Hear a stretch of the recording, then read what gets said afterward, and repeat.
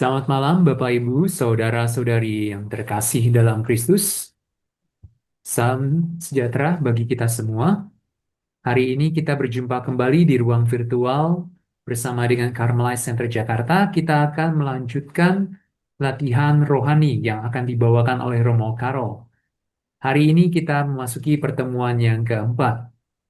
Nah, sebelum kita memulai rangkaian kegiatan kita, marilah kita menyiapkan hati untuk mengawalinya dengan doa.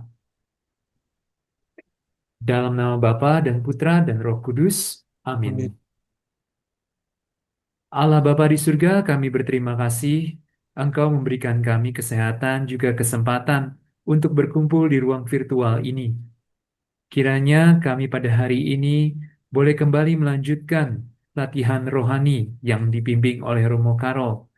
Berkatilah kami semua dan juga Romo Karol agar kegiatan ini dapat berlangsung dengan baik dan berbuah baik juga bagi kehidupan kami, terutama untuk kehidupan doa kami.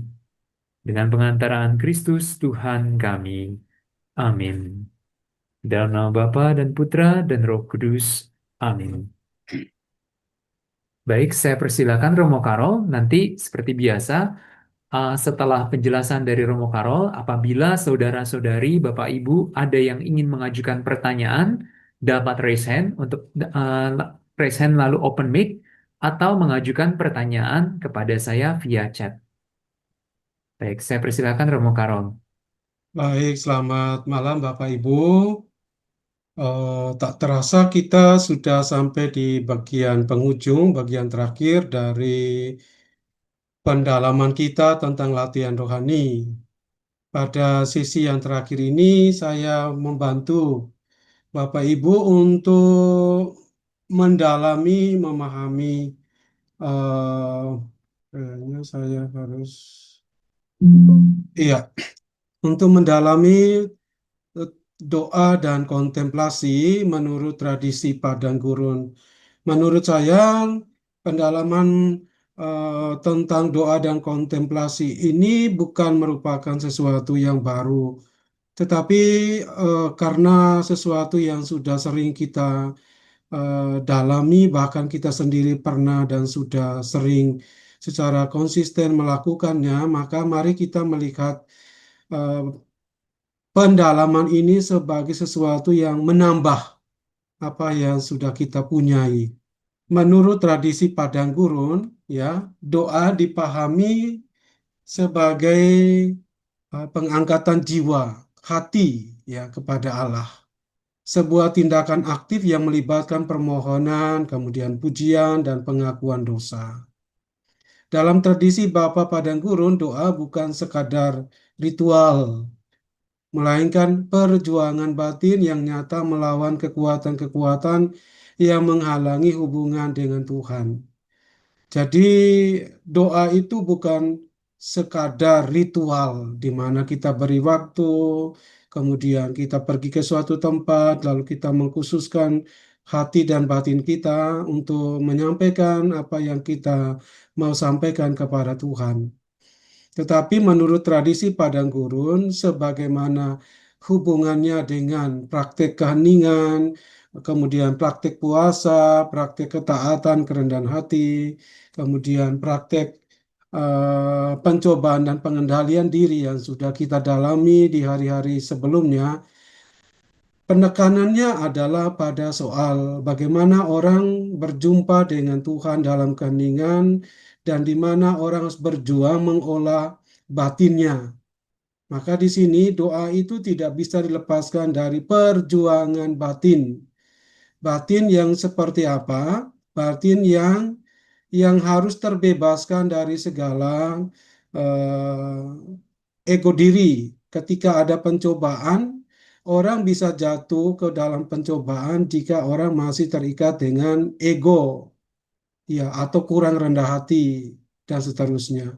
Jadi di sini doa ini merupakan praktek di mana orang berusaha untuk memiliki hati yang bersih, yang punya keterpautan yang intim dengan Tuhan. Ketika unsur indrawi kita masih terikat dengan hal-hal duniawi, maka akan ada batasan kita dengan yang spiritual, yang ilahi. Maka untuk sampai kepada perjumpaan yang lebih intim, orang harus keluar dari keterikatan indrawi. Dan inilah yang disebut dengan perjuangan batin. Karena itu Santo Antonius Agung mengajarkan doa itu sebagai perjuangan batin melawan godaan dan sebagai sarana komunikasi langsung dengan Allah.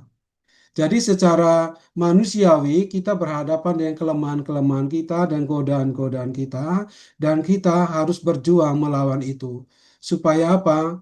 Ketika kita berhasil membebaskan diri dari godaan-godaan yang bersifat indrawi, kita akan masuk kepada komunikasi langsung dengan Allah. Karena itu Antonius baginya doa adalah senjata spiritual yang paling ampuh dalam menghadapi berbagai pencobaan yang datang dari dunia, dari daging, dan dari iblis. Setiap kata dalam doa memiliki kekuatan untuk mengusir kegelapan dan membawa terang ilahi.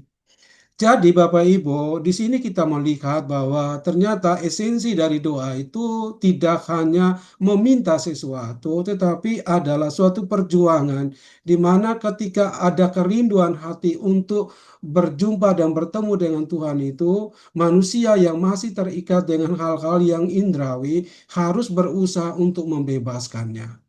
Jadi adalah suatu peziaraan batin untuk semakin lebih bebas dari hal-hal yang bersifat duniawi, indrawi, untuk semakin lebih masuk kepada ruang yang disebut dengan kediaman Allah. Ya, karena itu karakteristik doa pertama bersifat personal dan dinamis, melibatkan seluruh kepribadian.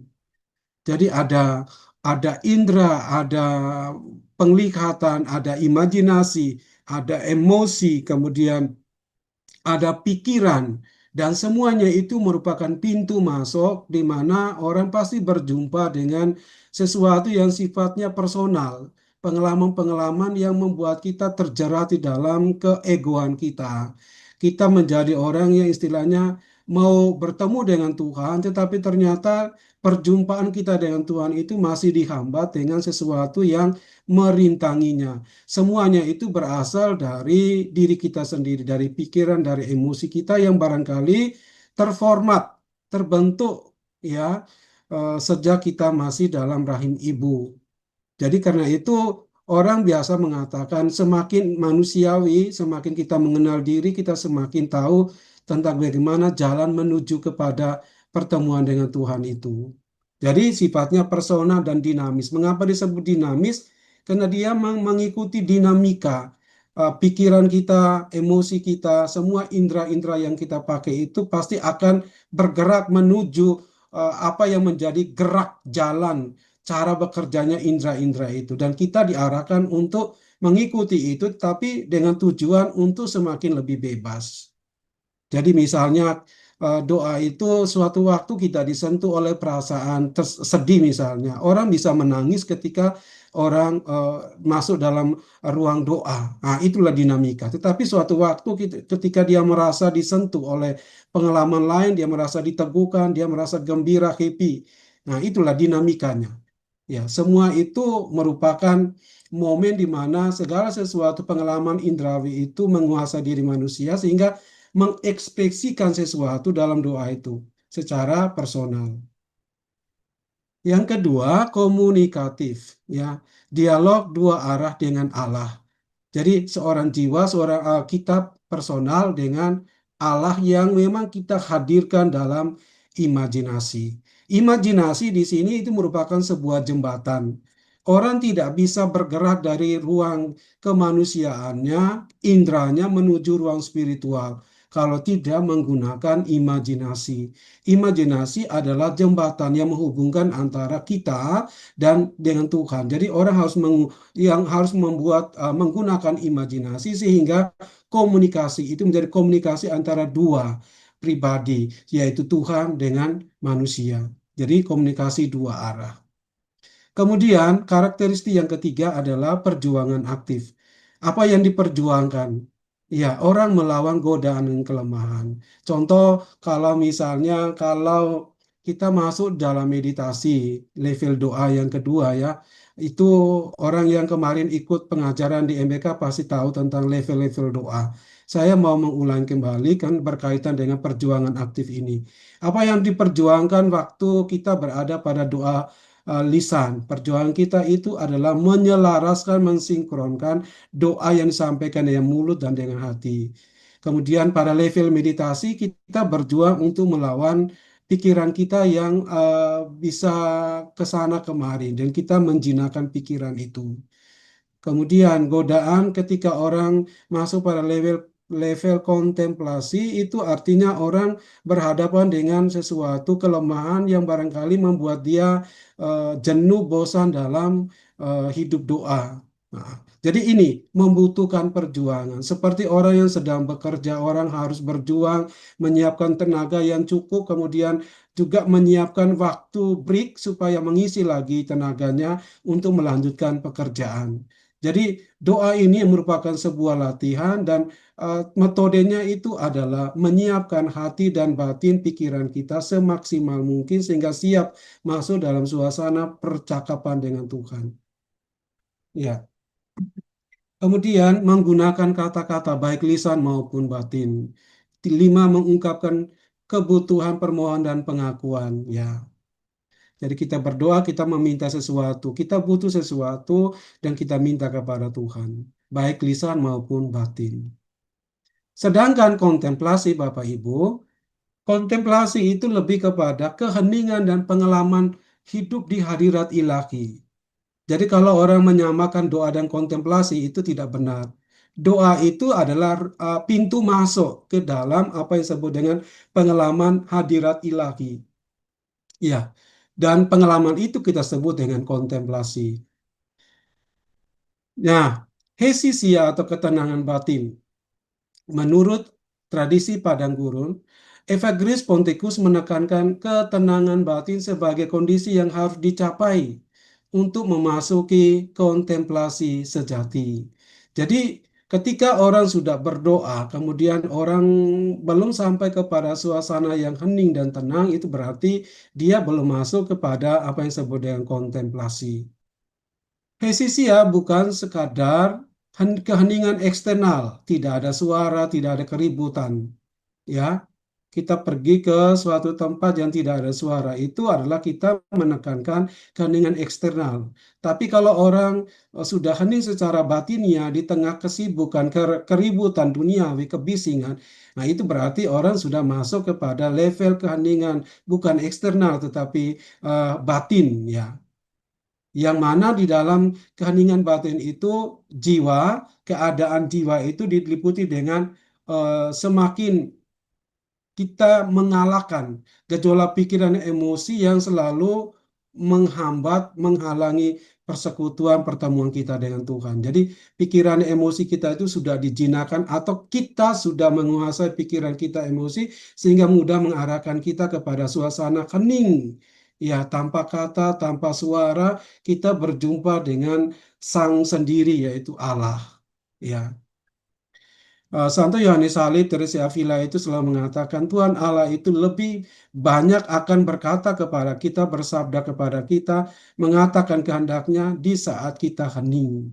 Ya, maka keheningan itu sebenarnya suasana, situasi batin di mana kita bukan kita lagi yang banyak bicara, tetapi Allah yang banyak bicara kepada kita. Kemudian yang kedua, pengalaman hadirat ilahi. Kontemplasi adalah keadaan batin yang lebih pasif dan mendalam. Jadi, kalau doa, kita harus berjuang dengan usaha kita. Kita berjuang dengan ego kita, melawan semua cobaan. Kita perlu menyampaikan permohonan, semuanya itu. Baik situasinya baik, menyenangkan atau tidak, kita tetap berdoa. Karena ini merupakan sebuah latihan.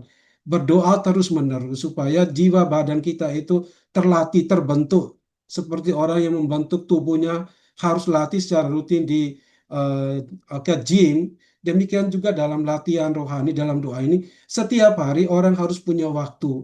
Maka tradisi Padang Gurun itu selalu merutinkan kegiatan-kegiatan ini sebagai style of life mereka sehingga menjadi sebuah spirit mereka, hidup mereka itu dari situ. Sehingga doa itu bukan lagi merupakan suatu kegiatan yang barangkali pas diingat baru dilakukan, tetapi itu menjadi nafas hidup mereka. Ya. Nah, kalau orang sudah berusaha melakukan praktik doa yang secara rutin konsisten, maka sesungguhnya itu menjadi pintu masuk membawa kita, membawa orang itu ke dalam pengalaman yang disebut dengan pengalaman hadirat ilahi. Itulah unsur dari hidup kontemplasi. Jadi di saat itu kita tidak lagi aktif, tapi kita menjadi lebih pasif dan mendalam, ya, berupa penyaksian, penikmatan kehadirat Allah. Jadi kita menikmati apa yang sesungguhnya itu, oh, kehadiran Allah. Ya, kehadiran Allah itu kita nikmati, ya, tanpa kata-kata. Dalam kontemplasi jiwa mengalami sentuhan langsung dari Allah yang tidak dapat diungkapkan melalui bahasa manusia biasa. Ya, itu seperti pengalaman Elia di atas Gunung Horeb itu. Ya, dia mengira Tuhan itu ada menyertai gejala-gejala alam yang besar, api, kemudian gempa bumi, dan seterusnya, angin kencang. Ternyata Tuhan datang ketika angin sepoi-sepoi basah. Jadi itu suatu lukisan tentang semangat kontemplasi di mana doa itu menjadi pintu masuk dan eh, hidup di hadirat Allah itu menjadi suatu pengalaman yang barangkali dialami di dalam rutinitas harian biasa. Ya, jadi Bapak Ibu jangan mencari sesuatu pengalaman kontemplasi itu seperti kita mencari barang yang mewah ke mall, karena kontemplasi itu adalah include di dalam keseharian kita, dalam rutinitas kita. Ya, jika misalnya setiap hari kita punya waktu untuk berdoa kapan dan di mana saja dengan rutin, maka pengalaman kontemplasi itu pasti akan kita alami. Yang ketiga, persatuan misterius. Ini unsur yang ketiga dari kontemplasi. Yang pertama itu keheningan, yang kedua pengalaman hadirat Allah, kemudian yang ketiga persatuan misterius. Kontemplasi melalui aktivitas intelektual dan emosional. Ia adalah, jadi dia melampaui. Jadi ketika orang sudah, kalau kita berdoa aja kita menggunakan intelektual, emosi kita. Bisa menangis, bisa sedih, kita mengimajinasikan Tuhan ada di depan kita. Itu yang harus kita pakai dan itu memang mau tidak mau dipakai supaya kita dibantu untuk mengalami suasana doa yang lebih intim dengan Tuhan. Tetapi ketika masuk dalam proses kontemplasi, semuanya itu istilahnya pengalaman-pengalaman kontemplatif ini sudah melampaui semuanya itu. Jadi sepertinya intelektual emosi itu bukan lagi sesuatu yang harus dipakai. Nah, iya, kontemplasi itu adalah pengangkatan hati yang membawa jiwa merasakan manisnya kasih Allah secara langsung. Dalam kontemplasi, jiwa mengalami persatuan dengan Allah, sebuah pengalaman yang sulit diungkapkan dengan kata-kata dan lebih bersifat misterius. Bapak Ibu, ini hati-hati juga, jangan sampai kita menyamakan kontemplasi itu seperti vision, seperti pengalaman penglihatan, dan seterusnya. Tidak demikian, ya. Hati-hati. Nanti silakan membaca dan membandingkannya. Nah, sekarang saya mau menunjukkan perbedaan antara doa dan kontemplasi. Perbedaan esensialnya begini. Doa itu adalah sebuah aktivitas, doa sebagai aktivitas, sedangkan kontemplasi itu sebagai keheningan. Ya, sekarang coba kita lihat satu persatu. Doa itu usaha aktif manusia. Doa adalah usaha aktif manusia untuk berkomunikasi dengan Allah melalui kata dan pikiran. Ya, berimajinasi, membayangkan, century prayer, seperti mengimajinasikan focusing, kita mau mengimajinasikan Tuhan Allah seakan Tuhan Yesus hadir, seakan-akan seperti ada di misalnya di sumur dengan bercakap-cakap dengan seorang perempuan yang datang menimba air. Nah, itu imajinasi yang membantu kita. Di situ kita kemudian memposisikan diri sebagai perempuan yang sedang bercakap dengan Yesus dan meminta air kehidupan. Nah, itu membantu kita supaya isi doa itu menjadi lebih biblis atau kita menjadi lebih hidup di dalam menyampaikan keinginan kita, kebutuhan kita dan sebagainya. Nah, ini membutuhkan usaha. Jadi tidak bisa kalau doa tanpa ada usaha, ya. Usaha lain itu adalah usaha pengorbanan. Di saat mungkin lelah kita harus terus berdoa atau tetap berdoa. Jadi usaha, ya. Dalam doa manusia mengambil inisiatif untuk mendekatkan diri kepada Allah. Itu seperti tradisi padang gurun. Jadi mereka harus berusaha setiap hari konsisten, bangun sampai tidur itu dilakukan dalam semangat doa. Ya, menggunakan kemampuan intelektual dan emosional untuk mengungkapkan kerinduan, permohonan dan pujian. Maka orang-orang karismatik bisa bisa menyanyi, bisa menangis, bisa berjingkrak-jingkrak. Itu merupakan sebuah bentuk dari doa yang merupakan usaha aktif manusia. Jadi orang harus eh, mengasah, membentuk kemanusiaannya untuk dapat mengekspresikan dinamika gejolak batinnya supaya lebih lebih terungkap, lebih terekspresikan. Misalnya menyanyi, kemudian dan seterusnya dan seterusnya. Tentu tidak semua menginginkan itu, tapi kan ini kalau dikaji dari personalitas dalam hidup doa itu kan bisa bisa kita hargai. Ada orang yang doanya tenang, ada orang yang doanya melompat-melompat, berteriak-berteriak. Itu merupakan dinamika ya dalam berdoa.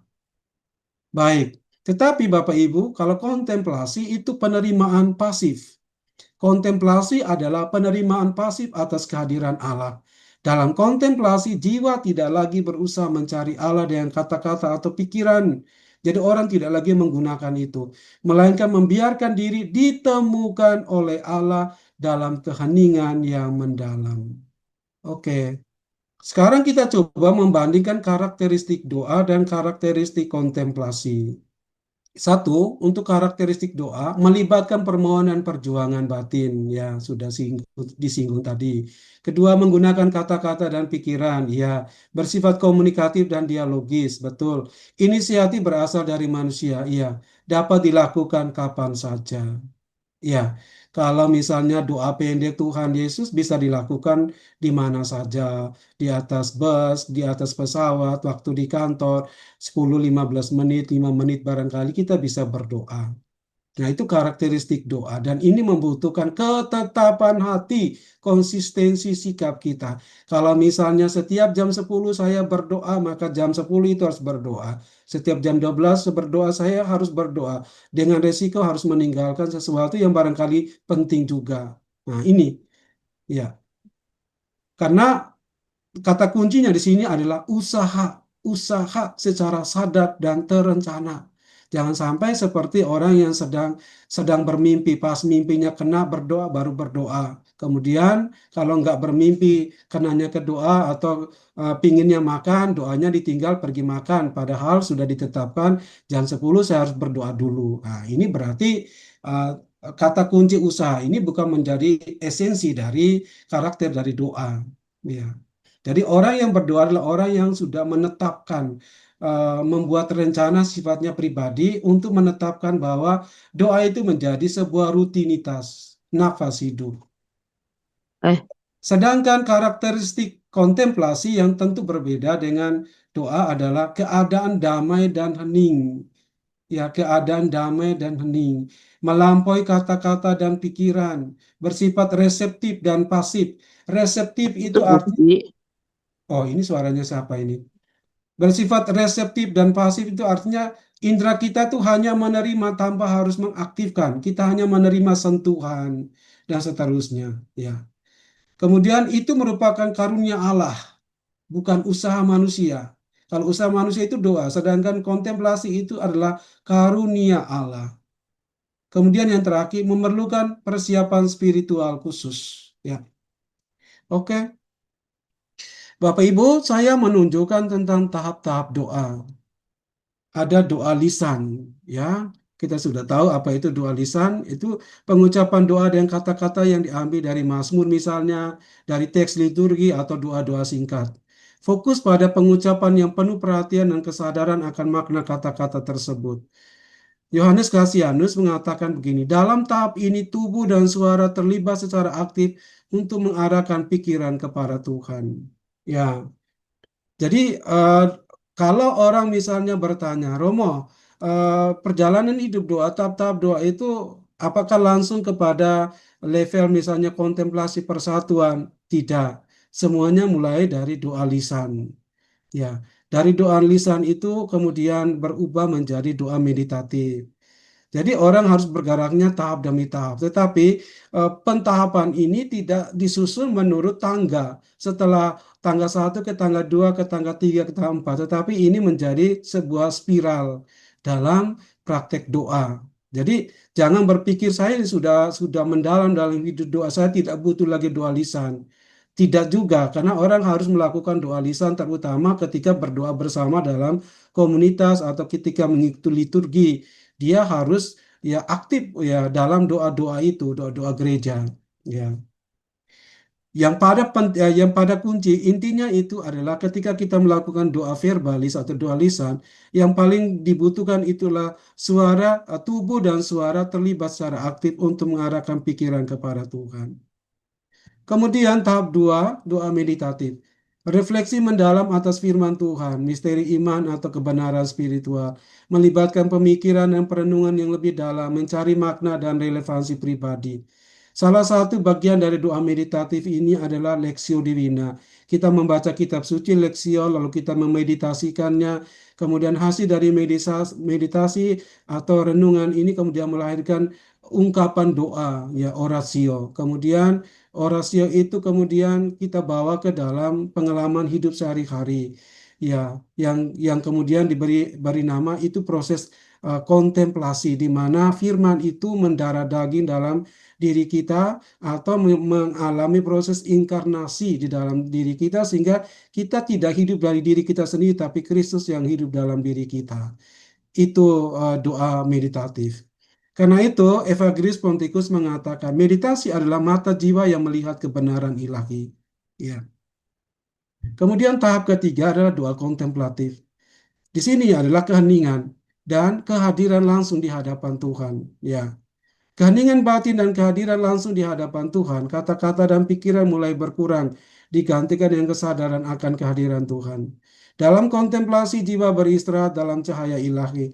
Bapak Ibu, kalau kita mau melihat secara keseluruhan tahap doa ini, doa tahap 1 dan tahap 2 itu sebenarnya mau mengatakan tentang bagaimana manusia harus setia dalam usaha sehingga doa itu menjadi nafas hidupnya. Dan itu yang menjadi kunci untuk masuk kepada proses yang disebut dengan level yang lebih dalam dari hidup doa itu, yaitu pengalaman hadirat Allah. Di situ orang dibawa kepada suatu bentuk doa yang lain yang mana tidak lagi membutuhkan forma dari kata-kata menggunakan imajinasi lagi dan seterusnya dalam artinya dia memaksimalkan kemampuan indrawinya untuk dalam dipakai untuk ketika berdoa itu tidak lagi. Nah, doa kontemplatif itu adalah orang beristirahat dalam cahaya ilahi. Jadi di mana dia sudah mulai pasif dan Allah mau mengambil alih. Allah memberikan pengalaman-pengalaman yang sifatnya ilahi, di mana orang sadar bahwa disinilah dia tinggal menikmati apa yang dia sudah usahakan melalui usaha-usaha yang secara sengaja dilakukan pada doa lisan dan meditasi. Nah, doa persatuan.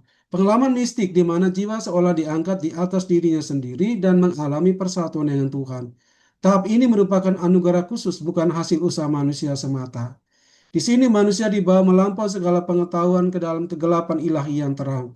Nah, kalau ditanya secara praktis ya, pasti ditanya, Romo perbandingan antara doa kontemplatif dan doa persatuannya terletak di mana?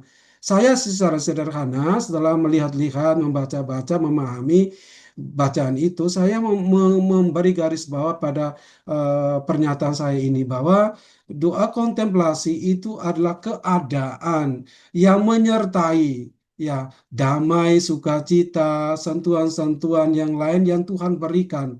Kehadirannya itu eh, tentu itu bukan Tuhan, ya Tuhan secara pribadi. Tapi kehadiran Tuhan itu kan pasti ada ada yang menyertai. Yang menyertai itu adalah pengalaman-pengalaman.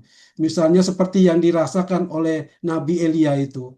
Ya, Tuhan dilihat jalan lewat oleh Musa setelah ada angin sepoi-sepoi basah. Nah, angin sepoi-sepoi basah itu merupakan pengalaman yang dalam hal ini merupakan pengalaman yang pasti dialami dalam tahap kontemplasi. Jadi di dalam doa kontemplasi itu orang mengalami tanda-tanda kehadiran Tuhan itu disentuh oleh Tuhan, tapi bukan Tuhan.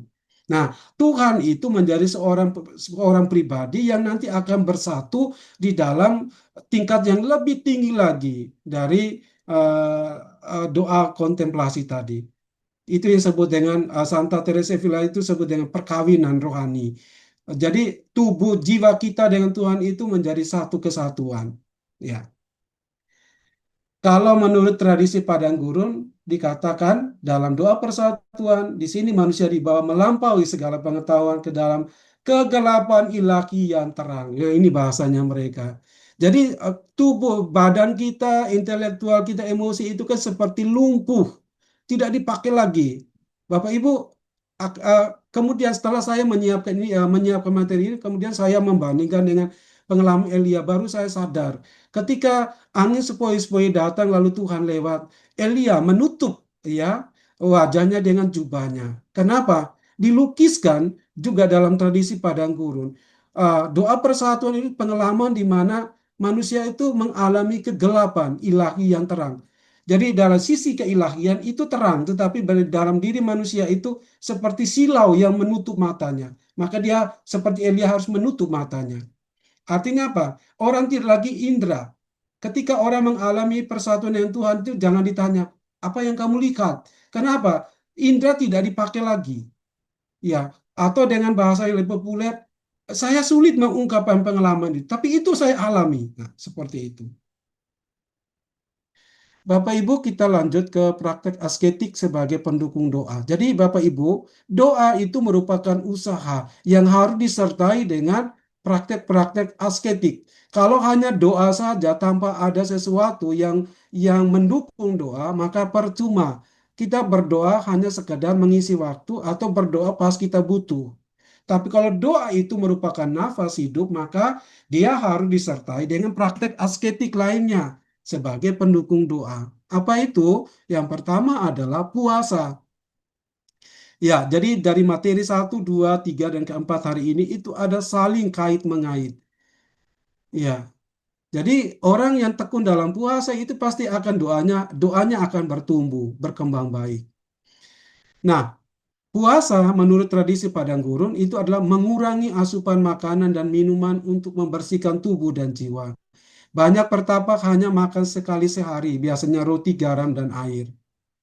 Santo Antonius Agung mengatakan begini, perut yang lapar mendorong kita untuk berdoa dengan lebih sungguh-sungguh.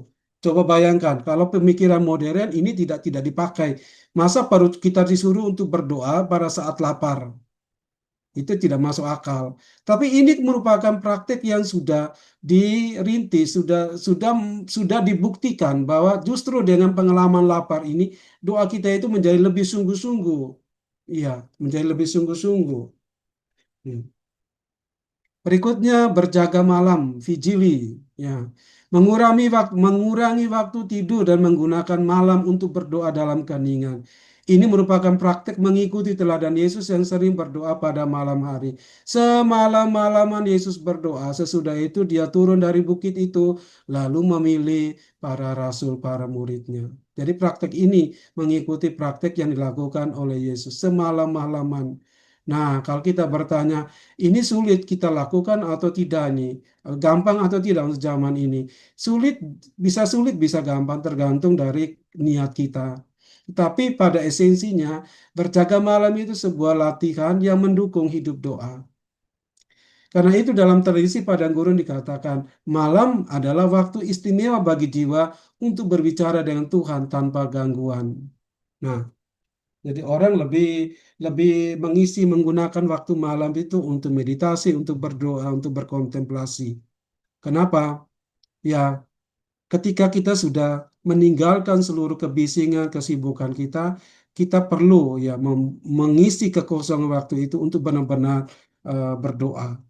Ini berjaga malam. Oke. Yang ketiga soal kesunyian, solitude. Menarik diri dari interaksi sosial untuk menciptakan ruang bagi perjumpaan dengan Tuhan. Ya, Antonius hidup bertahun-tahun dalam gua terpencil. Dalam kesunyian kita belajar mendengar suara Tuhan yang lembut. Ya, kesunyian beda dengan keheningan. Keheningan batin itu hesia, sedang kesunyian itu solitude. Artinya apa? Kalau mau maju dalam hidup doa, apa yang harus kita praktekkan? Misalnya kalau di rumah, kalau keseringan kita menggunakan HP, nonaktifkan HP itu untuk dari jam ini sampai dengan jam sekian. Untuk apa? Untuk memberi ruang, ya, kesunyian supaya mendukung hidup doa kita. Ya. Ada praktiknya itu yang harus direncanakan. Berikutnya kerja manual, kerja fisik, kerja tangan. Ya, ini juga merupakan bagian dari eh, praktek asketik untuk mendukung doa. Apa itu? Melakukan pekerjaan sederhana seperti menganyam keranjang atau bertani sebagai bentuk doa aktif dan menghindari kemalasan. Nah, ini kalau kita hubungkan dengan praktek doa lisan, sorry, doa pendek yang pakai mantra itu memang sangat cocok. Jadi sambil bekerja kita hening, kita diam, solitude sambil mengucapkan ya doa itu misalnya Tuhan Yesus, Tuhan Yesus, Tuhan Yesus sambil mengerjakan pekerjaan. Nasihat Bapa Padang Gurun adalah begini. Kerjalah dengan tanganmu dan ucapkan doa Yesus dengan hatimu. Nah ini. Ya kadang-kadang orang bingung, kok kok diam ya? Padahal kita sedang bersama-sama. Padahal kita ini seminggu sekali baru bertemu. Padahal kita ini setahun sekali baru bertemu. Nah, orang yang maju dalam hidup rohani, dalam hidup doa misalnya, tidak lagi menuntut itu, ya, tidak lagi menuntut orang harus rame-rame, orang harus bercanda dan seterusnya. Tapi kalau sudah pada kondisi bahwa itu semua dia tidak anggap penting, bagi dia itu adalah keheningan dalam dirinya dan asal keheningan itu bukan sebuah pelarian untuk bisa pelarian dari masalah dengan orang itu, orang tertentu. Kadang-kadang kan kalau kita ada masalah dengan orang tertentu, kita memilih diam. Nah, diamnya itu bukan merupakan keheningan. Ya, tetapi ini lebih kepada praktek di mana saya tidak punya masalah dengan mereka itu, tapi saya ingin supaya keheningan kesunyian ini menjadi sebuah latihan yang saya rutinkan. Meskipun saya bersama dengan orang lain, saya bisa psikologi dengan mereka, tapi bukan merupakan sesuatu yang seharusnya dilakukan. Tapi kalau ini mau tidak mau saya harus mengatakan sesuatu bercakap iya, tapi kalau tidak terlalu penting, saya lebih baik memilih untuk hening dan sunyi, ya, sambil mengerjakan sesuatu yang penting. Jadi sekali lagi, kerjalah dengan tanganmu dan ucapkan doa Yesus dengan hatimu. Nah, yang berikut doa sebagai perang rohani. Jadi dari awal itu selalu ada hubungan jelas. Doa itu merupakan sebuah perjuangan batin kita. Ya. Evagrius Ponticus, teolog terkemuka di antara para pertapa, mengidentifikasi 8 pikiran jahat. Nah, ini yang kemarin dalam materi tentang pencobaan dan pengendalian diri itu sangat detail dijelaskan tentang 8 pikiran jahat manusia. Ya, dan ini ada hubungannya juga dengan doa karena ketika berdoa, misalnya ketika orang bermeditasi dan orang menggunakan imajinasi, di sana godaan itu akan menggunakan pikiran itu untuk menjauhkan manusia, menjauhkan kita dari Tuhan.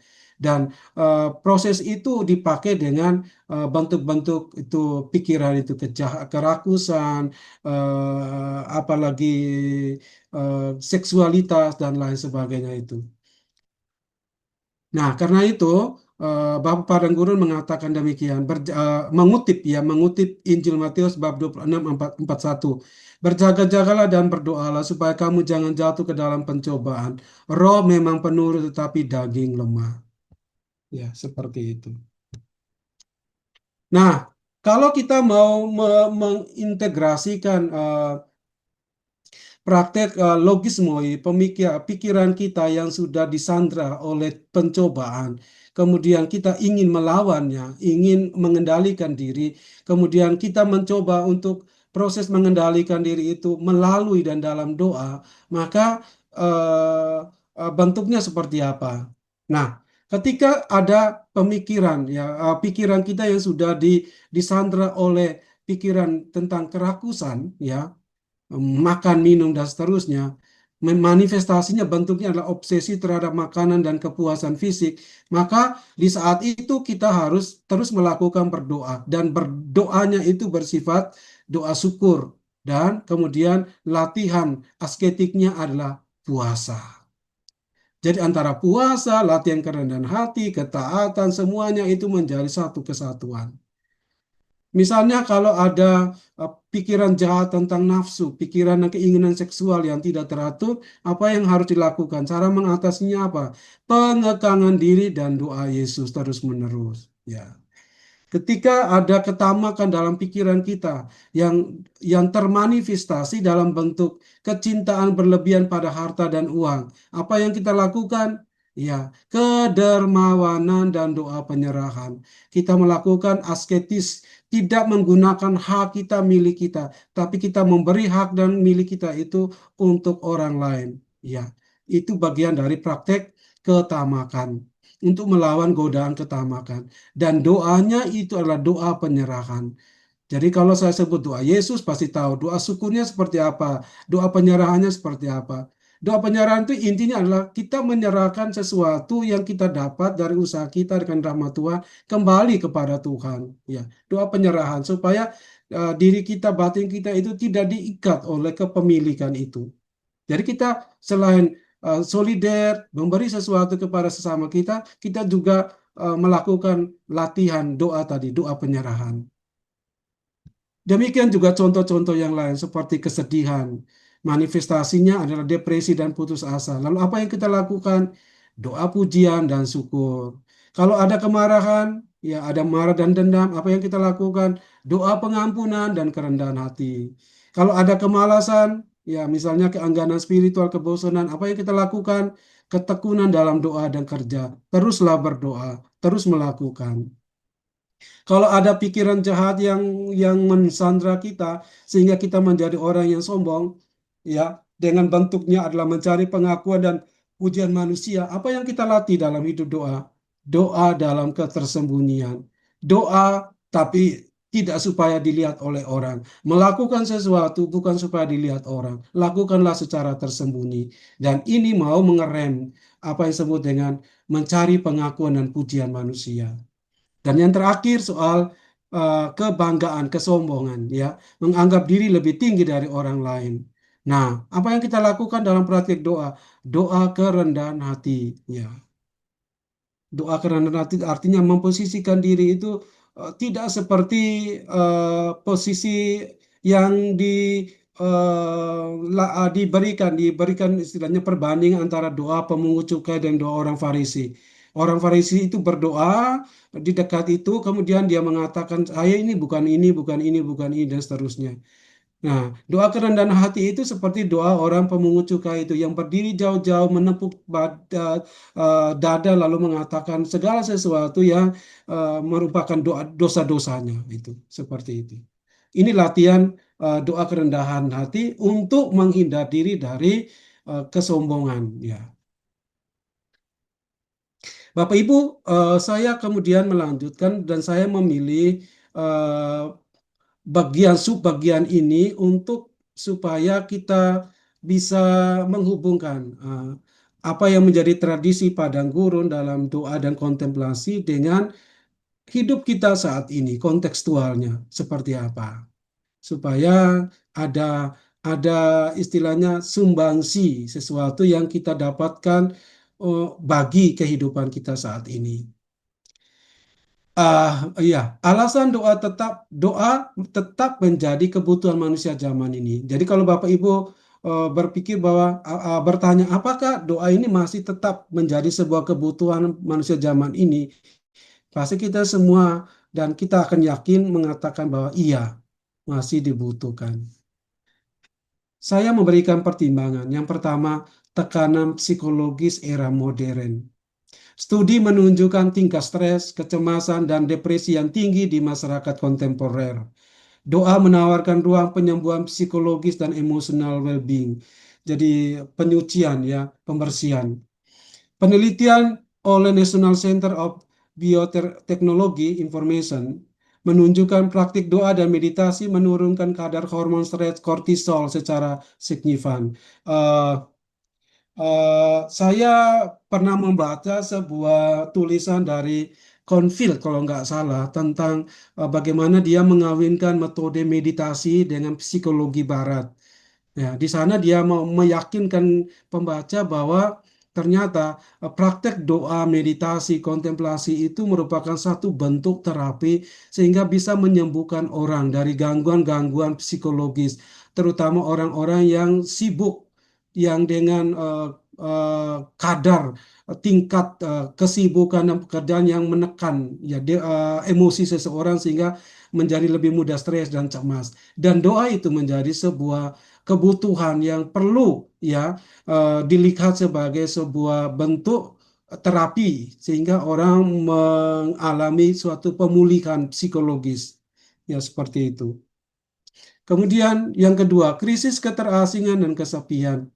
Paradoks zaman digital ya. Paradoks itu adalah suatu konfrontasi antara dua sisi manusia yang barangkali ingin show, tetapi ketika menunjukkan diri di hadapan di media sosial seperti orang yang tidak kesepian, tapi sesudah dia melepas dunia seperti itu, dia ketika dia sendiri dia merasa kesepian. Jadi ini paradoksnya.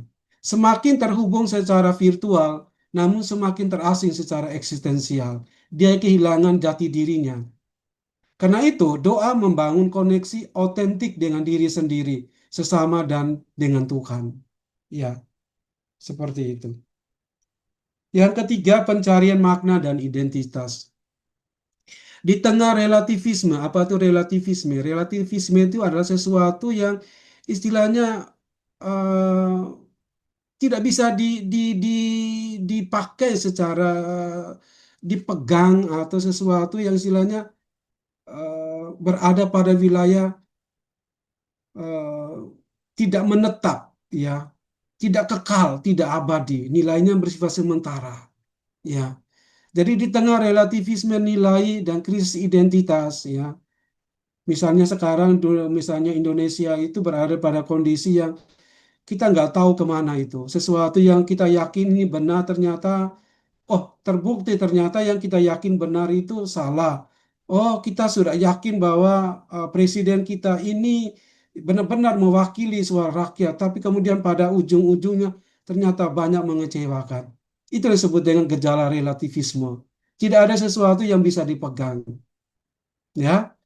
Jadi itu relativisme personal, pribadi, kepemimpinan atau nilai-nilai tertentu.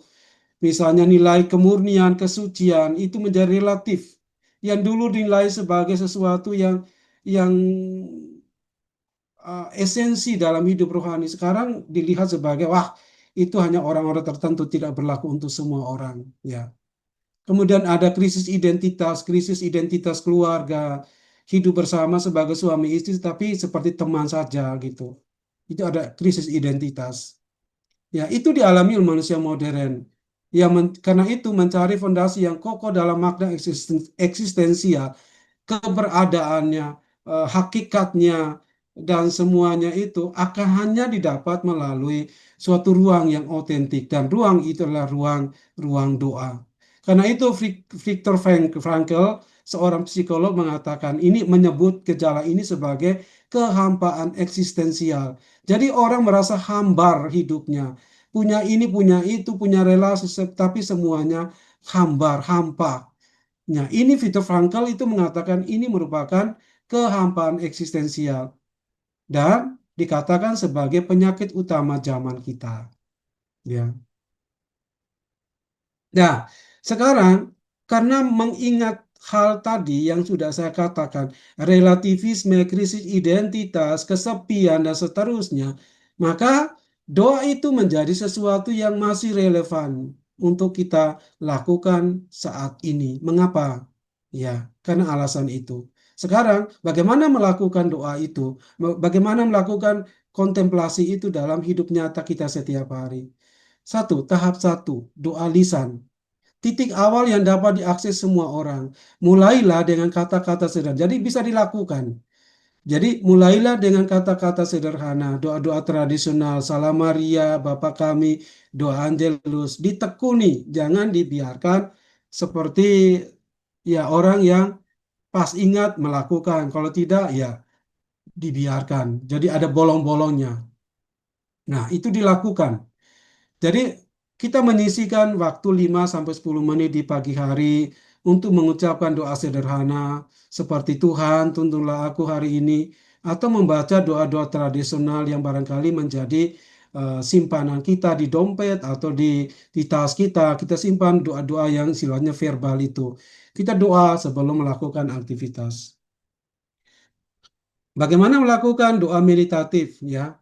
Kita merenungkan teks kitab suci. Nah, CCJ ini setiap hari Rabu itu melakukan Lexio Divina. Mari bergabung dengan CCJ. Ini ruang yang bisa kita pakai untuk mendalami kebenaran firman Tuhan itu, supaya ketika otak kita sudah diisi dengan pemahaman yang benar, maka akan memudahkan kita untuk menghayati iman kita yang nyata setiap hari yang terinspirasi oleh Lexio Divina tadi. Ya, kemudian manfaat dari Lexio Divina itu adalah kata-katanya itu kemudian mendarah daging dalam hidup kita, sehingga kita menjadi orang yang kontemplatif, orang yang benar-benar punya keheningan batin, karena yang menjadi esensi dari keheningan batin itu adalah Tuhan yang mengatakan sesuatu, bukan kita yang mengatakan. Kita hanya sebagai pendengar. Tetapi untuk sampai kepada kita sebagai hanya pendengar, kita harus melakukan Lexio Divina tadi. Ya, harus berusaha. Maka mari ya Bapak Ibu, sambil saya promosikan. Ini bukan supaya memaksakan Bapak Ibu, tapi saya menyadarkan bahwa ternyata sesuatu kegiatan yang boleh dipakai itu dalam mendukung praktik hidup doa meditatif ini adalah dengan mengikuti Lexio Divina. Boleh juga bergabung dengan Carmela Center, boleh juga dengan kelompok-kelompok lain. Kemudian praktik modernnya, kalau tidak dengan KCJ atau tidak dengan kelompok lain atau mau sendiri, maka saya menganjurkan meluangkan 15 menit untuk Lexio Divina. Apa yang dilakukan? Yaitu membaca ayat kitab suci perlahan, kemudian merenungkan maknanya, kemudian merespon dalam doa, dan kemudian hening diam. Ini bisa. Kemudian tahap doa kontemplatif. Kita harus melakukan ini dan ini sangat relevan dengan kehidupan kita saat ini. Dan apa yang harus kita lakukan? Beristirahatlah dalam kehadiran Tuhan tanpa kata-kata atau pikiran. Hanya kesadaran akan kehadirannya. Duduk diam, tenang, jangan berpikir. Ya, jauhkan segala keinginan untuk merasa bahwa segala sesuatu secara indrawi. Biarkan Tuhan yang menyentuh diri kita. Kita hanya menyiapkan tubuh jiwa kita untuk berada dalam suatu keheningan. Ya, bila perlu suatu waktu Carmela Center membuat sebuah retret doa yang mengajarkan metode-metode doa sehingga membantu Bapak Ibu untuk tahu bagaimana hidup dalam doa sebagai sebuah nafas. Praktik modernnya center praying, prayer, duduk dalam keheningan selama 20 menit menggunakan kata suci tunggal seperti kasih atau damai atau Tuhan Yesus untuk mengembalikan fokus saat pikiran mengembara. Jadi kita duduk diam saja, tetapi kalau tiba-tiba imajinasi kita, pikiran kita diganggu oleh suatu eh, pikiran tertentu, keadaan tertentu, tempat tertentu, dan kita dibawa ke suasana itu, maka eh, eh, Tuhan Yesus tadi, mantra tadi itu menjadi alat yang kita pakai untuk mengembalikan fokus kita. Tapi bukan itu yang tujuannya. Ya, kalau Tuhan Yesus itu ke doa meditatif. Tapi doa kontemplatif itu kita hanya duduk diam tanpa berpikir dan apa. Jadi hanya diam saja. Tapi kalau ada gangguan, kembali melakukan apa yang disebut dengan mantra tadi. Lalu doa transformatif penyatuan. Momen-momen anugerah di mana kita mengalami kehadiran Tuhan secara mendalam dan transformatif dalam kehidupan sehari-hari. Praktiknya adalah mengembangkan kesadaran akan kehadiran Tuhan dalam aktivitas harian, melihat momen-momen biasa sebagai kesempatan untuk perjumpaan dengan ilahi. Nah, ini eh, praktek kesadaran dan kehadiran, mindfulness ya, mindfulness ya.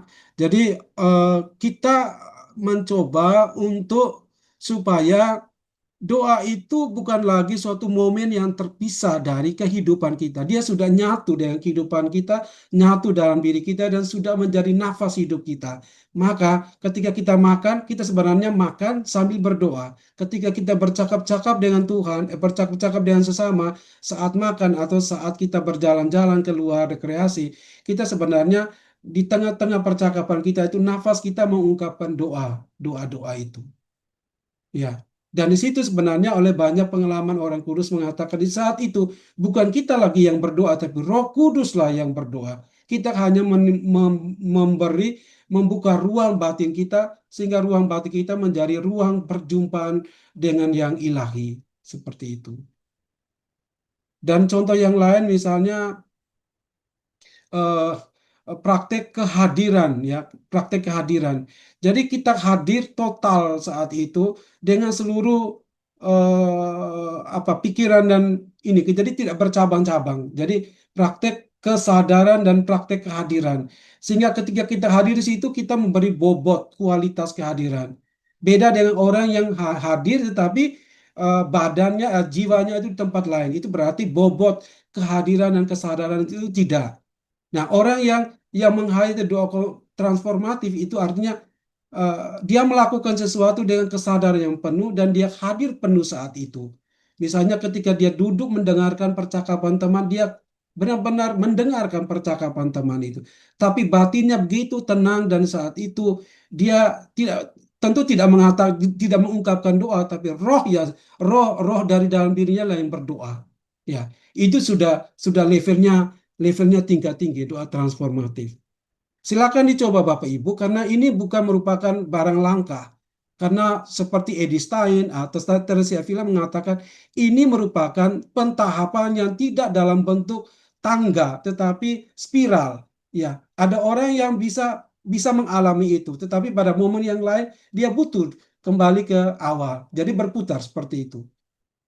Jadi jangan merasa bahwa itu sulit Robo kami nggak bisa. Tidak, karena ini bukan merupakan seperti proses menaiki tangga. Ya, oke. Praktek doa hati dalam kehidupan modern. Nah, ini doa Yesus dalam perjalanan. Manfaatkan waktu perjalanan harian untuk mempraktekkan doa Yesus daripada terdistraksi oleh ponsel guna FOMO, fear of missing out, ya. Sedikit-sedikit pegang HP, sedikit lihat periksa apa yang notifikasi dan seterusnya. Karena itu, ya daripada melakukan itu, gunakan irama langkah kaki, nafas atau suara mesin kendaraan sebagai ritme untuk mengulang. Tuhan Yesus Kristus, kasihanilah aku. Maaf. Kemudian doa hati saat menghadapi kecemasan. Ketika merasa cemas atau tertekan, gunakan doa singkat seperti Tuhan damaimu atau Yesus kuatkan aku, yang diulang dengan lembut seiring napas. Praktek ini dapat menenangkan sistem saraf dan membawa perspektif spiritual di tengah kesulitan. Doa dalam rutinitas harian. Kaitkan doa hati dan aktivitas rutin seperti mencuci piring, waktu mandi, atau menyiram tanaman. Aktivitas berulang ini menjadi pengingat untuk berdoa, mengubah tugas biasa menjadi latihan spiritual. Nah, itu seperti Thomas Merton mengatakan padang gurun itu bukan suatu keadaan saja, tetapi merupakan ruang batin kita. Ya, karena itu kalau di sini saya katakan mengubah tugas biasa menjadi latihan spiritual itu memang sangat berhubungan dengan apa padang gurun bagi kita saat ini. Kemudian saya menghubungkan satu tema sedikit lagi tentang psikoterapi kontemplatif. Ya, tadi saya menghubungkan bahwa kesembuhan, depresi, kecemasan itu bisa diobati, ya, bisa bisa sembuh melalui praktik doa yang rutin tadi. Salah satu titik temu paling menarik antara praktek kontemplatif Bapak-bapak padang gurun dan psikoterapi kontemplatif. Jadi ada istilah psikoterapi kontemplatif ya. Kalau nggak salah ini dikatakan oleh Richard Rohr atau Confield ya. Kalau saya nggak salah ya, saya lupa orangnya. Saya memang tipe orang yang tidak bisa mengingat lama. Ya, konsep tentang pikiran-pikiran yang mengganggu dan bagaimana mengatasinya. Bapak-bapak padang guru mengembangkan teori tentang logismoi, ya, pikiran-pikiran yang 8 pikiran tadi. Pikir-pikiran yang mengganggu yang muncul dalam pikiran dan jika tidak ditangani yang tepat dapat mengarah pada patos penderitaan atau penyakit jiwa. Jadi misalnya orang yang rakus, kemudian terobsesi dengan makanan, kalau tidak segera diatasi maka akan menjadi sebuah patologis. Dia disiksa oleh kecenderungan itu sehingga memunculkan penderitaan, penyakit jiwa. Karena itu, Mark Epstein menjelaskan begini, apa yang Eva Green sebut sebagai logismoi dan Buddhisme sebut sebagai kileska, racun mental, adalah sama dengan apa yang terapis kognitif sebut sebagai distorsi kognitif. Distorsi itu artinya gangguan kognitif. Perbedaannya terletak pada pendekatannya. Tradisi kontemplatif menekankan pada pengamatan pikiran tanpa identifikasi. Jadi, kalau dalam tradisi padang gurun ada gangguan itu, kita tidak melakukan praktek bagaimana mengamati, menganalisa kemunculannya. Jangan sampai ada luka masa lalu. Itu tidak dilakukan dalam praktek tradisi kontemplatif. Ya, itu hanya dilakukan dalam terapi kognitif. Tapi objeknya tetap sama, yaitu ya pikiran. Ya. Nah, jadi orang kontemplatif itu menjinakkan pikiran itu, kemudian dia menjadi tidak terobsesi, tidak dikuasai oleh pikiran itu hanya dengan praktek ketenangan dan kontemplasi. Ya, di pikiran itu dijinakkan dengan ketenangan kontemplasi. Sedangkan orang psikolog kontemplatif itu adalah orang yang menggunakan pikiran itu, kemudian mencari alasan datangnya pikiran itu, kemudian pasti akan menemukan luka-luka batinnya, kemudian luka-luka batin itu disembuhkan. Kemudian melalui melakukan praktek kontemplasi. Jadi prosesnya lebih panjang. Tapi objeknya adalah pikiran. Seseorang yang ingin melihat Tuhan harus menjaga hatinya dari pikiran-pikiran yang mengotori. Sehingga dengan demikian, dengan hati yang jernih, ia dapat terus-menerus melihat Tuhan. Ini yang menjadi landasan dari praktek kontemplasi, doa dan kontemplasi oleh tradisi padang gurun. Nah, seorang pakar spiritualitas dan psikoterapi, Thomas Keating, dalam bukunya Intimacy with God, ia menulis, praktek kontemplatif bukanlah penemuan baru, tetapi merupakan warisan kuno yang memiliki kekuatan transformasi yang bisa mengubah seseorang terhadap kondisi manusia. Dalam keheningan kontemplatif, kita menemukan ruang penyembuhan yang mungkin tidak tersedia melalui pendekatan verbal semata. Ya.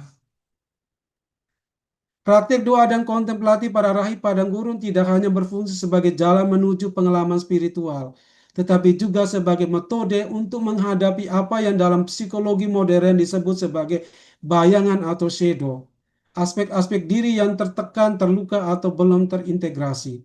Praktek tersebut memungkinkan para praktisinya untuk mengembangkan kesadaran mendalam, kehadiran penuh, dan penerimaan yang sekarang menjadi komponen penting dalam berbagai bentuk psikoterapi kontemplatif.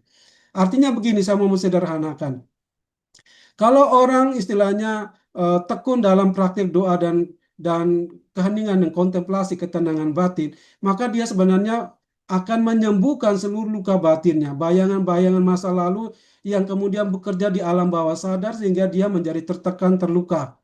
Dan kemudian terjadi demikian karena belum terintegrasi. Jadi orang seperti yang dikatakan oleh Ken Wilber itu seorang psikospiritual yang mengatakan bahwa ketika orang masih memisah-misahkan cerita-cerita masa lalu dengan sekarang secara terpisah, itu orang akan mengalami gangguan jiwa. Tetapi ketika orang sudah mengintegrasikan menjadi satu kesatuan dalam cerita hidupnya, maka itu akan menciptakan harmonisasi dan ketenangan jiwa. Karena di sana orang dibawa kepada penerimaan. Inilah bagian dari hidup saya. Dia hadir penuh dalam sisi-sisi hidupnya, negatif maupun positif, diterima dan dirangkul. Jadi hidup kontemplatif itulah kita hadir di hadapan Tuhan dengan seluruh diri kita, dengan kelemahan kita. Itu seperti kata Santa Teresia Lisu yang mengatakan bahwa hidup doa, hidup yang penuh dengan semangat kontemplatif itulah menemukan kelemahan kita di dalam kerahiman Allah. Nah, ini jadi ada hubungan sangat dekat antara psikoterapi dengan kontemplatif ini. Karena itu Cornfield ya, ini yang tadi saya singgung tadi, Jack Cornfield, seorang psikolog yang mau mengawinkan tradisi Buddha keheningan dengan psikologi Barat. Dia mengatakan begini, jika Anda duduk dalam keheningan cukup lama, Anda mulai melihat bahwa ada dimensi yang lebih dalam dari diri Anda daripada aliran pemikiran yang biasa. Kesadaran ini membuka jalan menuju penyembuhan. Iya, iya. Sebentar lagi selesai. Kebijaksanaan spiritual tahu bahwa kita tidak dapat memisahkan kesadaran kita dari tubuh kita, hati kita dari jiwa kita.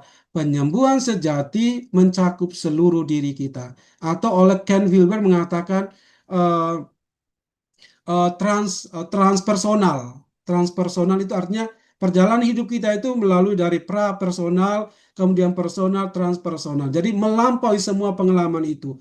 Kita dibawa kepada sesuatu yang bukan lagi diri kita, tetapi diri kita yang lain bersama dengan Tuhan. Dan ini menyangkut keseluruhan diri kita. Jadi kita tidak hanya menerima sesuatu yang kita inginkan dari diri kita, sedangkan yang tidak kita ingin kita buang. Selama kita membuang sisi-sisi kehidupan kita itu, kita berada dalam suatu diri yang teralienasi, diri yang terpisah. Karena itu, meditasi, kontemplasi itu adalah kesempatan kita menyatukan itu, mengintegrasikan itu. Ya, menurut Ken Wilber itu dengan pendekatan all quadrant, all level, ya, all quadrant, all level, ya. Jadi semua harus disatukan menjadi satu kesatuan.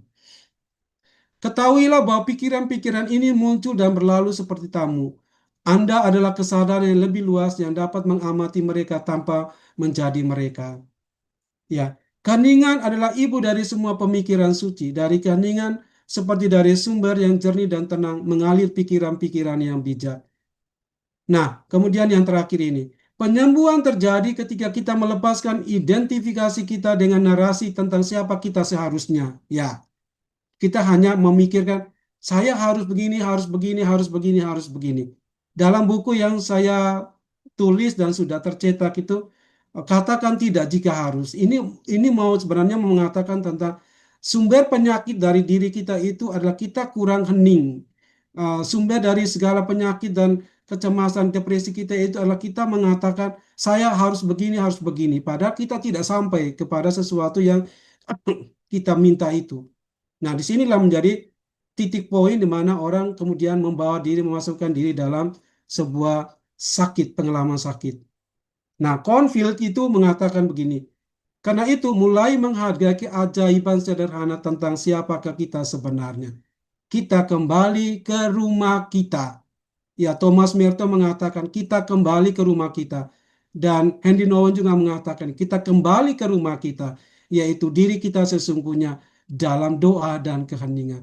Di sana kita merangkul seluruh diri kita dalam kerahiman Allah. Demikian Bapak Ibu, saya akan mengirim PDF-nya kepada Bapak Ibu sesudah sesi ini. Selanjutnya saya serahkan ke Romo Kris untuk memandu selanjutnya. Baik, terima kasih Romo Karo untuk pendampingan bagi kami semua yang mengikuti latihan rohani pada hari ini. Nah, kita sekarang akan memasuki sesi tanya jawab untuk memperdalam pembahasan yang sudah diberikan oleh Romo Karol. Untuk pertanyaan pertama datang dari Saudari Anastasia. Dalam doa penyatuan, saat mendengar orang lain bicara, hati kita dalam suasana doa. Apakah itu kita seperti hanya jadi pendengar? Karena saat begitu mungkin kita hanya bisa mendengar, tapi tak dapat memberi tanggapan atau pemikiran. Itu yang pertama. Yang kedua, dalam doa hening, apakah bisa jadi terhanyut karena enggan keluar dari situasi nyaman, damai? Sudah? Sudah, itu pertanyaan yang masuk lewat pesan. Ya. Nanti berikutnya akan disusul oleh pertanyaan yang dari raise hand ya. Oke, baik, pertanyaan yang bagus. Merupakan apa tanda bahwa penjelasan saya tadi benar-benar diikuti. Baik, apakah dalam doa penyatuan atau doa kesatuan itu level keempat itu memang di sana kita antara kita dengan doa kita itu tidak lagi terpisahkan. Jadi satu kesatuan antara roh kita dengan roh Tuhan itu satu, ya. Kalau bahasanya Teresa Avila itu sudah masuk pada level perkawinan rohani. Nah, kita tidak bisa memisah-misahkan karena sudah menjadi satu kesatuan, tidak bisa lagi roh dengan jiwa terpisah. Ketika kita mendengar, telinga kita berpisah dengan hati kita. Tidak demikian. Kalau mengatakan apakah kita hadir hanya sekedar hadir dan kita sepertinya hanya tubuh saja, karena kita harus menggunakan telinga memberi respon kepada orang yang sedang bercerita. Itu pemikiran yang berdasarkan pada suatu pemisahan dimensi, ya, antara indera dengan roh itu, spiritual itu. Ini kita berbicara tentang kesatuan yang tidak bisa lagi dibatasi oleh sesuatu hal lain. Jadi satu kesatuan. Jadi ketika orang sudah masuk pada level tertinggi dalam hidup doa dan kontemplasi, ya, ya, yang dia katakan itulah buah dari doanya. Ya, jadi dia dia tetap sebagai manusia. Jadi dia hadir dengan seluruh dirinya, mendengarkan dia, merespon dia seperti biasa. Tetapi semua cara dia merespon, cara dia menyampaikan kata-kata itu semuanya keluar dari hasil buah dari kesatuan itu. Maka kita kemudian bisa mengutip apa yang dikatakan oleh Rasul Paulus. Bukan lagi aku yang hidup, tetapi Kristus yang hidup di dalam diriku.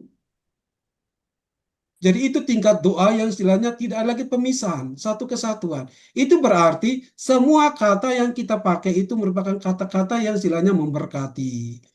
Semua perbuatan yang kita lakukan itu tidak mencelakakan orang, tapi membawa berkat bagi orang. Itu kan buah-buah yang diharapkan seperti itu. Jadi jangan dipisah-pisahkan. Oh ya kalau gitu berarti kita hanya menyatu dengan Tuhan, tidak menyatu dengan sesama. Tidak, tidak ada dimensi itu. Tidak lagi batasan seperti itu. Ya, lalu yang berikut, kalau dalam keheningan misalnya kontemplasi, ya, kontemplasi itu adalah merupakan suatu level doa di mana kita tidak lagi berusaha. Kalau doa lisan dan meditasi kita yang berusaha, sedangkan kontemplasi, keheningan batin itu merupakan hasil dari usaha kita, di mana Tuhan Allah mengambil alih dan Tuhan Allah memberikan istilahnya pengalaman-pengalaman rohani, tapi bukan dia seperti seperti Elia, ya, seperti Elia yang merasakan angin sepoi-sepoi basah, sesudah itu dia melihat Tuhan lewat. Jadi itu pengalaman-pengalaman disentuh, pengalaman rasa-rasa damai itu tanda bahwa Tuhan Allah ada di sana. Seperti itu. Dan apakah kita akan terhanyut dalam pengalaman itu? Ingat Bapak Ibu, ini suatu pengalaman yang barangkali sesuatu yang istilahnya apa ya? Bukan sesuatu yang dicari-cari ya. Kalau kita cari-cari itu kita ingin memiliki itu dan memegang itu. Nah, ini bukan kontemplasi. Kalau sesuatu yang kita cari, kita kejar, lalu kita miliki, maka akibatnya apa? Yang kita miliki itu, ya, kita akan sulit lepas. Sedangkan ini merupakan anugerah, rahmat. Jadi, saat di mana Tuhan memberi, kita harus menikmatinya. Tetapi ada saat di mana Tuhan tidak memberi, kita juga harus tetap melakukan itu, praktek-praktek itu. Jadi, kalau bilang nanti terhanyut, saya pikir tidak.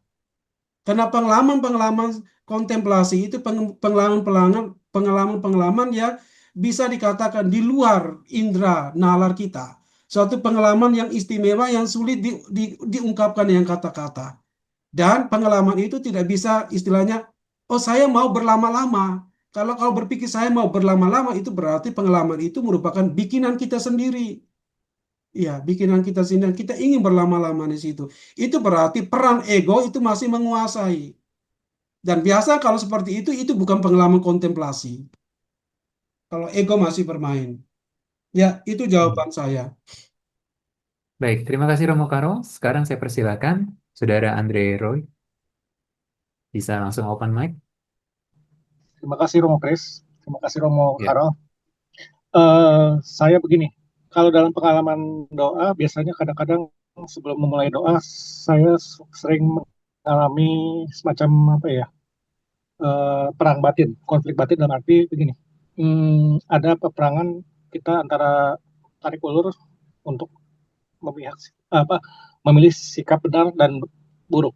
Itu bagaimana cara mengatasinya supaya kita tetap terarah, terfokus pada doa kita. Itu aja. Baik ya, konflik batin, ada peperangan ya. Doa itu tadi yang saya katakan peperangan rohani. Kita harus menang di saat kita mengalami peperangan itu. Kita sedang berperang dengan sesuatu yang barangkali tidak membuat kita semakin lebih damai, lebih tenang. Pikiran-pikiran kita itulah yang disebut dengan apa ya? eh, yang dipakai oleh kuasa lain yang membuat kita menghambat kita dalam berdoa. Dan ketika kita masuk dalam suasana doa, pasti pengalaman konflik batin itu akan kita alami. Pertanyaannya, apakah apa yang harus kita lakukan? Ya, focusing. Tetap misalnya kalau masuk dalam doa meditasi, Tuhan Yesus, Tuhan Yesus, Tuhan Yesus, Tuhan Yesus. Ya, ucapkan itu berkali-kali dan setiap sepanjang meditasi itu.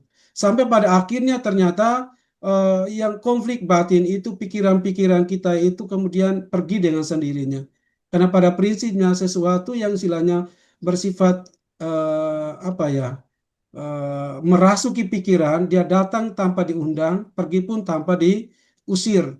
Jadi untuk menetralnya kembali, kita terus melakukan focusing dengan mengucapkan doa-doa verbal misalnya atau doa-doa meditatif. Iya, seperti itu. Jadi kita tidak bisa dengan kekuatan senjata yang lain. Oh, saya tidak mau. Tidak seperti itu. Jadi tidak maunya kita itu kita beri bentuk dalam misalnya saya mau melawan pikiran itu dengan terus-menerus berdoa Tuhan Yesus, Tuhan Yesus, Tuhan Yesus secara sadar. Jadi hik et nunc hadir saat ini secara sadar dan saya mengucapkan Tuhan Yesus secara sadar. Lama-lama pemikiran itu akan hilang.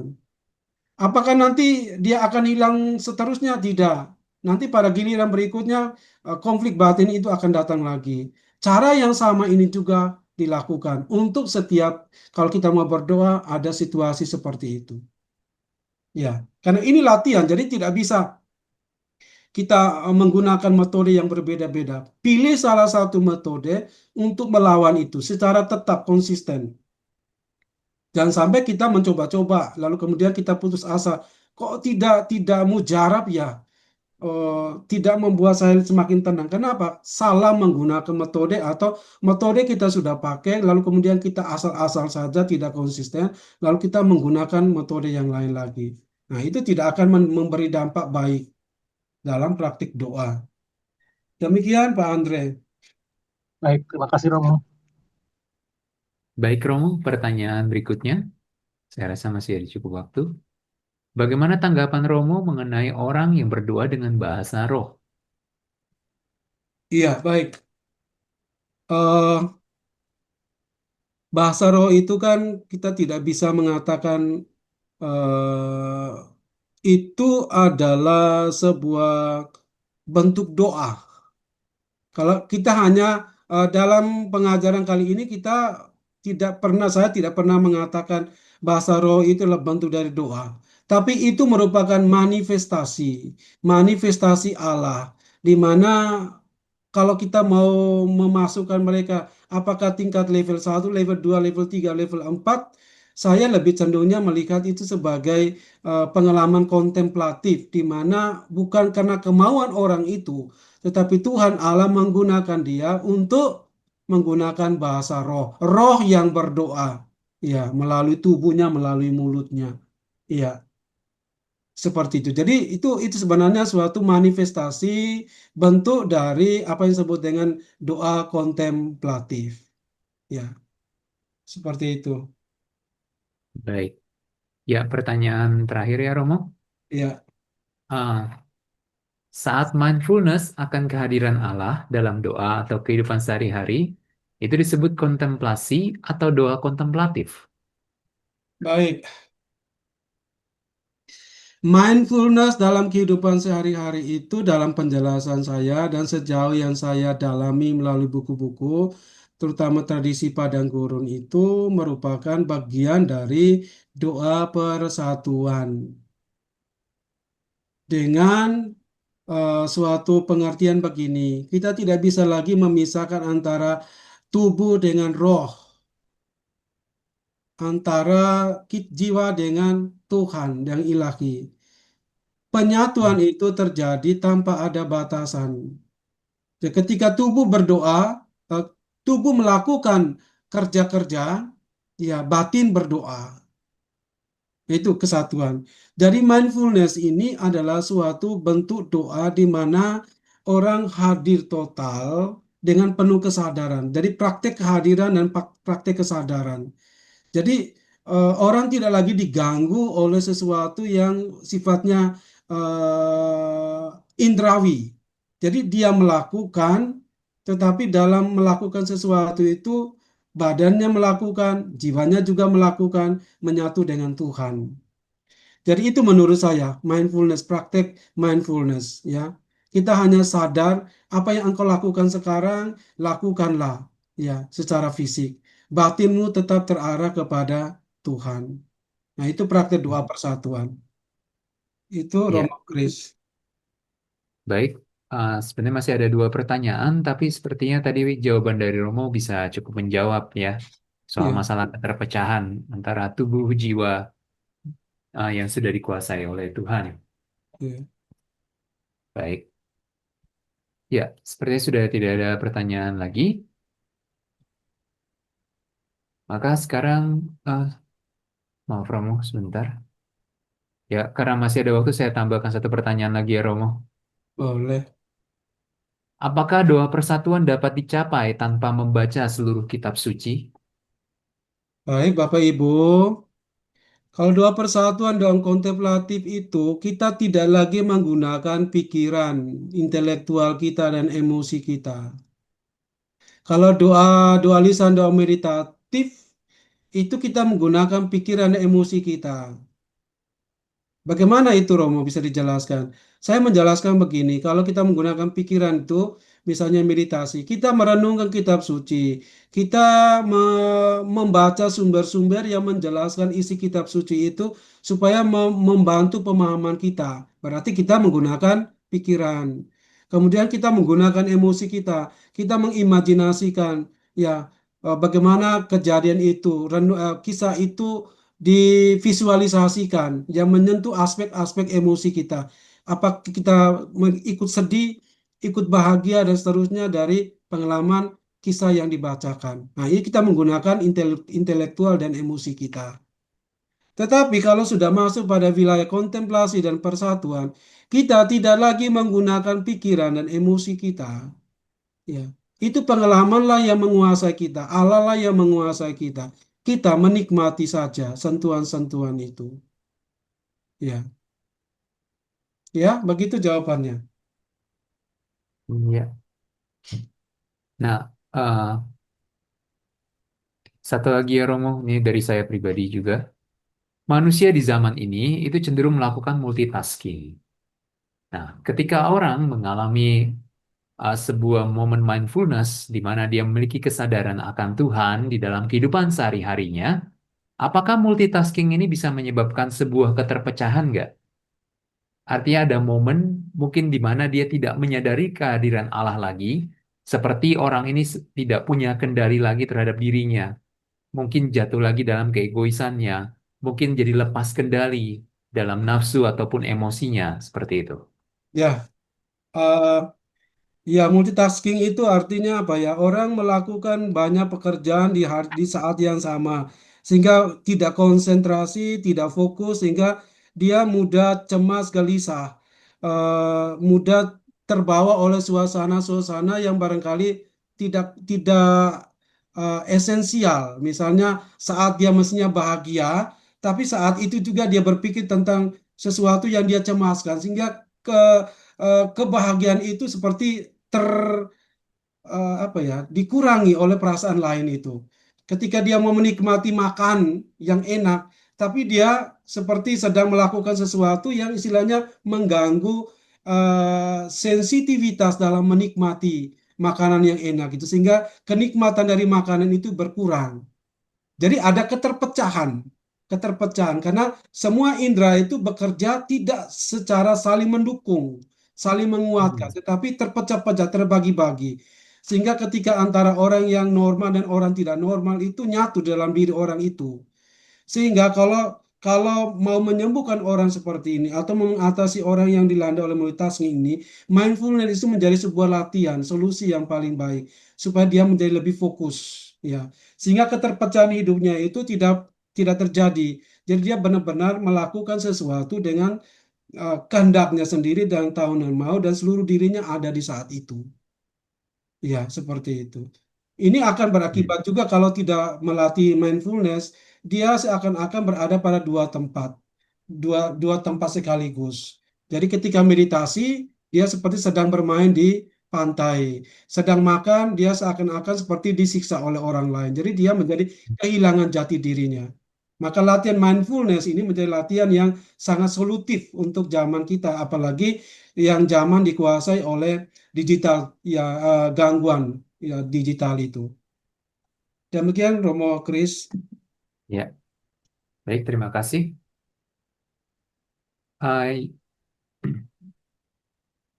masih ada satu orang raise hand, Romo. Dari Stefani, mungkin bisa cepat saja, terakhir. Romo mau tanya mengenai seperti vision atau sabda pengetahuan. Apabila kita mendapatkan hal itu, misalnya kita mengetahui suatu hal atau sudah punya pengalaman mengenai seperti suatu hal yang akan terjadi atau peristiwa mengenai orang lain, apakah itu kita abaikan saja? Sepengetahuan saya yang pernah saya dapatkan itu dikatakan abaikan saja karena itu bisa menghambat atau bagaimana ya Romo, dan caranya untuk agar tidak terbawa dengan misalnya kalau diabaikan itu bagaimana gitu, karena itu sulit juga atau harus bagaimana begitu Ya, Romo. baik, baik, baik. Ya, saya paham. Dalam penjelasan tentang latihan logismoi, kita menjinakkan segala sesuatu yang setan pakai menggunakan pikiran kita. Itu ada kerakusan, ada kesombongan, keangkuhan, dan lain sebagainya.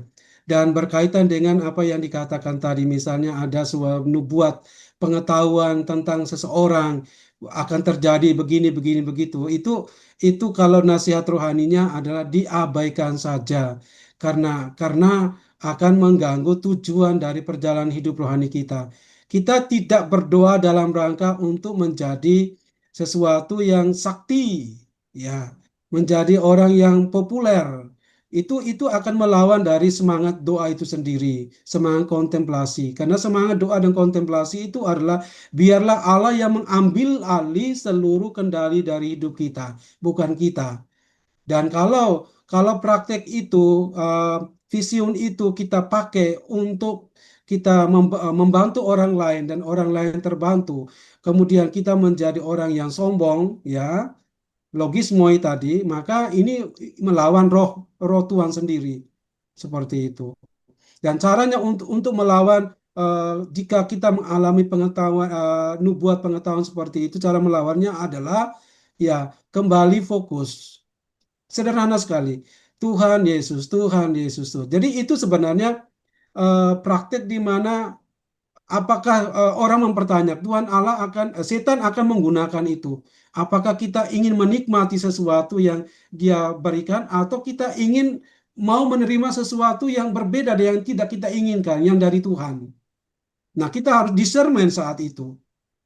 Jadi dalam doa juga kita harus berjuang Santo Antonius Abbas juga mengatakan doa itu perjuangan batin. Segala sesuatu yang menyenangkan kita itu harus dibuang, harus dilawan.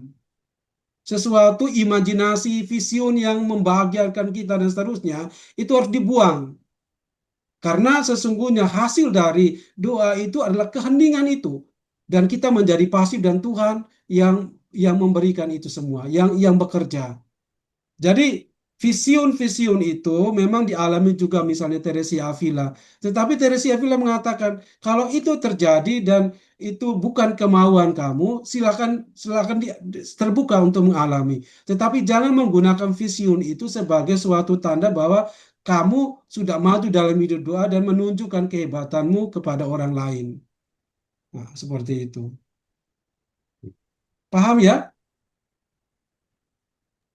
Ya, Romo, terima kasih. Ya, iya. Baik, Bapak, Ibu, Saudara-saudari yang terkasih, juga Romo Karol, waktunya sudah berakhir ya. Terima kasih untuk partisipasi saudara-saudari Bapak Ibu sekalian dalam latihan rohani bersama dengan Romo Karol sepanjang bulan September ini. Kiranya pembelajaran yang sudah dialami dapat membantu Bapak Ibu Saudara-saudari untuk bertumbuh di dalam kehidupan rohani yang lebih baik dari waktu ke waktu. Sekarang kita akan menutup rangkaian kegiatan kita dengan doa dan nanti Romo Karol akan memberikan berkat bagi kita semua. Kita siapkan hati kita untuk berdoa. Dalam nama Bapa dan Putra dan Roh Kudus. Amin. Amin. Allah Bapa di surga, kami berterima kasih Engkau senantiasa hadir menaungi kami sejak kami memulai pembelajaran dalam latihan rohani berdasarkan inspirasi dari para Bapa Padang Gurun. Kiranya pembelajaran yang telah kami peroleh melalui bimbingan dari hamba-Mu Romo Karol sungguh membantu kami menemukan inspirasi praktis untuk pertumbuhan iman juga kehidupan doa kami. Berkatilah kami dalam kegiatan kami yang masih tersisa, juga di dalam istirahat kami. Semoga kami selalu berada dalam naungan kasih-Mu dengan pengantaran Kristus Tuhan kami. Amin. Amin. Tuhan bersamamu. Dan bersama roh-Mu. Semoga saudara-saudari sekalian, niat-niat kita untuk membangun hidup bertumbuh dalam hidup rohani, diberkati oleh Allah yang Maha Kuasa, Bapa dan Putra dan Roh Kudus. Amin. Baik, terima kasih Bapak Ibu, Saudara-saudari yang terkasih. Terima kasih juga Romo Karol yang telah membantu kita semua untuk mendalami latihan rohani selama bulan September ini. Sampai jumpa lagi di lain kesempatan. Tuhan memberkati.